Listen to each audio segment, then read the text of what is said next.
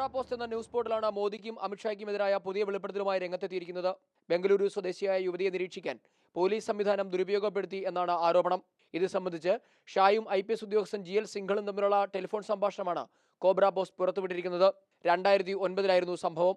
അമ്മയുടെ ചികിത്സയുമായി ബന്ധപ്പെട്ട അഹമ്മദാബാദിലെത്തിയ യുവതി ആരെയൊക്കെ കാണുന്നു, എവിടെ താമസിക്കുന്നു തുടങ്ങിയ കാര്യങ്ങളൊക്കെ അറിയിക്കാൻ സാഹിബിന്റെ നിർദ്ദേശം ഉള്ളതായാണ് അമിത്ഷാ സിംഗളിനോട് പറയുന്നത്.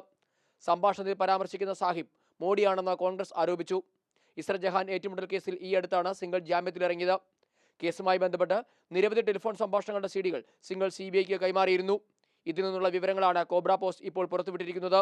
അതേസമയം ബംഗളൂരുവിൽ നിന്ന് അഹമ്മദാബാദിൽ ഒറ്റയ്ക്കെത്തിയ മകളുടെ സംരക്ഷണം ഉറപ്പുവരുത്തണമെന്ന് കുടുംബസുഹൃത്തായ മോദിയോട് അഭ്യർത്ഥിച്ചിരുന്നതായി യുവതിയുടെ അച്ഛൻ വെളിപ്പെടുത്തി.